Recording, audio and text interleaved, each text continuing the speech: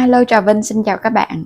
Hôm nay thì mình chia sẻ cái bánh chuối nếp nướng nha, nhưng mà không có cần đến nướng cái lò nướng hoặc là mình nướng than gì hết á. Làm bằng chảo siêu tiện lợi luôn. Nếp thì dẻo ngon nè, béo nước cốt dừa, giòn giòn ở bên ngoài, ăn cùng với nước cốt dừa béo ngậy nữa, ngon lắm. Bây giờ mời các bạn mình cùng xem luôn nha. Đầu tiên là mình dùng ở đây 700g nếp. Thì phần nếp này mình dùng nếp sáp, các bạn vo cho sạch rồi cái mình để mình ngâm cũng khoảng nửa tiếng đồng hồ cho nó nhanh chín. Cùng với 350ml nước cốt dừa. Rồi sẽ cho hết 350ml nước cốt dừa vào trong chảo. Các bạn sẽ thêm vào một chút xíu muối nữa. Khuấy đều lên ha. Có muối vô phần nếp thì nó đậm đà. Rồi bây giờ mình sẽ cho hết phần nếp đã ráo nước vô. Mình vo cho sạch rồi để cho nó ráo chứ đừng có còn nước là nó bị nhão đó. Cũng xào đều. Cái bước xào này giúp cho hạt nếp nó rút nước cốt dừa thì mình làm cái món bánh chuối nó mới ngon. Nó không có bị khô. Còn các bạn làm nước lọc là nó không có béo đâu. Mình xào chút xíu với lửa dừa thôi ha. Bắt đầu mình thấy nó cũng rút từ từ rồi nè. Nó rút vô vậy là cái hạt nếp của mình nó cũng đã chín một phần rồi đó. Một chút nữa mình hấp lên nó sôi nó nhanh chín lắm. Ngâm nếp có nửa tiếng đồng hồ thôi, làm cũng rất là nhanh chín. Rồi mình sẽ thêm vào đây khoảng 2 muỗng canh đường nữa để cho hạt nếp nó đậm đà hơn. Các bạn cũng xào đều lên cái nha, khi nào mà nó rút hết nước cốt dừa thì mới cho đường vô, chứ cho đường sớm quá là nó sẽ dễ bị sượng hạt nếp lắm á. Rồi mình cho vào trong cái nồi đi hấp nha, lót ở bên dưới miếng vải mùn thưa đó để cho nó đừng có bị đọng nước, thì mình hấp nó không có bị nhão sôi. Dang mỏng ra, đậy nó lại cho nó đừng có bị nhỏ hơi nước xuống. Bắt lên trên bếp, các bạn sẽ hấp lửa lớn 20 phút nha, cho nó chín sôi. Đủ thời gian là nó chín nè, bây giờ mình tắt bếp luôn. Rồi bây giờ các bạn kiểm tra cái hạt nếp nha, xem coi sôi của mình nó đã chín chưa ha. Nếu mà thấy nó chín ngon á là được rồi.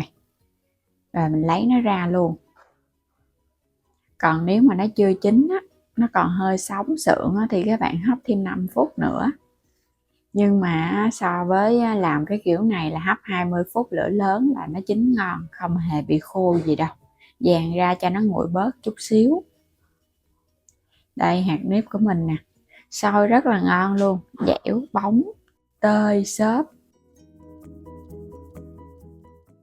Để nếp ở đó, để sôi đó cho nó nguội bớt. Bây giờ mình đi lột chuối nha.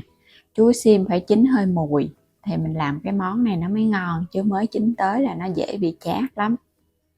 Tùy theo các bạn làm nhiều hay ít. Ở đây trái chuối lớn nên mình làm trước khoảng 7 trái đi. Mỗi một trái chuối thì các bạn chẻ nó ra làm đôi. Mình làm bằng cái chảo cho nên là mình đè hơi dẹp xuống, chẻ ra làm đôi cho nó nhanh chín. Cái bánh nó cũng dẹp dẹp. Còn nếu các bạn nướng than thì để nguyên trái luôn. Rồi nếp của mình bây giờ nó cũng nguội bớt rồi ha. Bây giờ mình sẽ lấy nó để bắt đầu mình đi bọc cái chuối vô. Xôi này là nó đã chín rồi. Cái bước làm giống vậy là các bạn có thể ăn xôi được luôn nha. Ăn kết hợp với đường dừa muối mè cũng ngon lắm, hoặc là xôi mặn cũng ngon luôn. Bước nấu xôi này là phải cho xôi nó chín thì mình mới bọc chuối vô. Bóp vô ha, đè đè nó cho nó giãn cái hạt nếp lại. Vậy là xong rồi đó, đừng có cho nó ló chuối ra bên ngoài. Mình làm tương tự những cái trái chuối còn lại nha. Làm dẹp dẹp vậy nè. Nhớ là phải bọc cho nó khít. Chứ nó lỏng quá một chút xíu nữa các bạn đem lên mình nướng là nó dễ bị bung ra đó. Rồi mình đè dẹp như vậy nè. Chút nữa ra cái trái chuối nó cũng dẻo ngon, cái phần nếp nó giòn. Vậy là xong rồi, để qua một bên. Cho chút xíu dầu vào chảo ha, lần đầu tiên thôi, còn những lần sau các bạn nướng không có cần dầu. Rồi mình chất chuối vô. Nắng đến đâu thì các bạn nướng đến đó đi cho nó nhanh. Làm một hơi 3 miếng vậy nè, rồi để lên nướng. Mình xem coi ha, mình nhớ để lửa nhỏ thôi, cho cái chuối ở bên trong nó chín kỹ, còn phần nếp ở bên ngoài thì nó sẽ giòn ngon á. lật nó một cái rồi cái cũng để nướng tiếp, nhớ đậy nắp lại nha. Mình nướng hai mặt bánh cho nó chín vàng và nó giòn ngon là được rồi. Đậy nắp thì để cho trái chuối nó chín kỹ, vậy là thơm lắm rồi nè. Rồi ơi, nó giòn rụm luôn á, ở bên ngoài cái mặt nếp nó giòn rụm và nó thơm, nó dậy cái mùi nước cốt dừa, có thêm cái mùi chuối chín nữa. Làm bằng chảo nhưng không hề thua các bạn làm bằng cái nướng than đâu. Rồi mình sẽ lấy nó ra nè, rồi cái cho những cái miếng chuối còn lại vô nướng tiếp. Có cái chảo chống dính làm rất là tiện lợi. Còn không làm bằng chảo thì các bạn cứ bọc lá chuối rồi mình nướng than, hoặc là mình cho vào nồi chiên không dầu mình nướng cũng nhanh lắm. Nhưng mà nồi chiên nó sẽ không được vàng nhiều. Rồi bây giờ để ở đó mình nướng, mình đi làm nước cốt dừa nha. Cho vào đây 1 muỗng canh bột gạo để làm phần nước cốt dừa. Rồi mình sẽ thêm vào đây thêm 300ml nước cốt dừa nữa ha.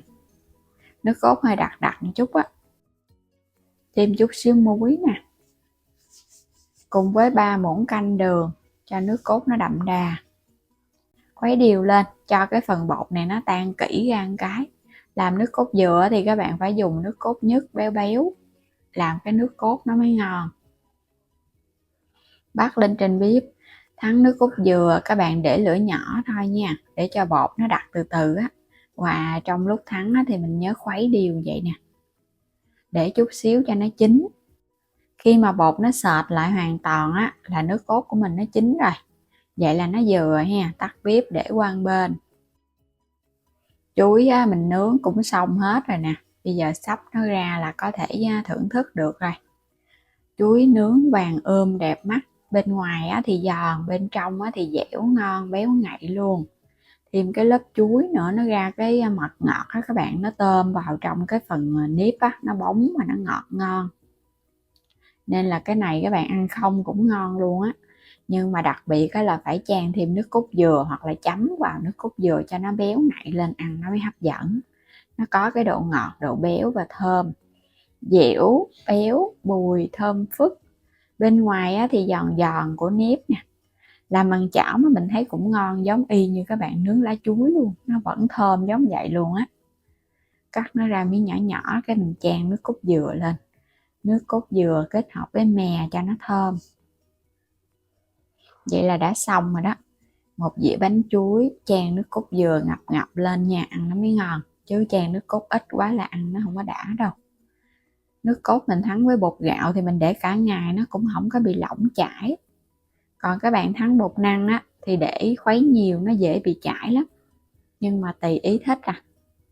Vậy là đã có được cái dĩa bánh chuối nướng chan nước cốt dừa ăn này ha. Mình làm mỗi một trái chuối vậy á, là nó ra được tới 2 miếng bánh. Nó mỏng mỏng, mình ăn cũng ngon, nó không ngán. Đây cái bánh chuối của mình nè, nó dẻo dữ lắm các bạn. Xôi mình đã làm với nước cốt dừa sẵn rồi nè, nó càng có thêm cái độ bóng béo. Và mình thêm nước cốt dừa nữa nó càng ngon hơn. Làm kiểu này nhanh cấp tốc luôn á. Mình xào qua nước cốt dừa là nó đã chín một phần rồi. Kết hợp thêm á, mình hấp chút xíu nữa thôi là hạt nếp nó dẻo ngon. Bánh này á, làm buổi trưa trưa các bạn, thèm thèm ha, làm một dĩa no nê luôn. Hoặc là mình cầm cái miếng bánh nè, cầm thêm cái chén nước cốt dừa nữa. Ăn đến đâu thì mình chấm đến đó cho nó ngập cái miếng nếp á, nó thấm vô á, ăn nó béo ngậy cực kỳ thích luôn. Nếp á thì dẻo nhưng không hề bị cứng nha. Và bây giờ cảm ơn các bạn đã theo dõi hết video của mình nha. Nếu chưa đăng ký thì bấm đăng ký ủng hộ kênh và bấm vào góc trái video xem sản phẩm mua ủng hộ mình ha. Xin chào tạm biệt, hẹn gặp lại các bạn ở những video tiếp theo.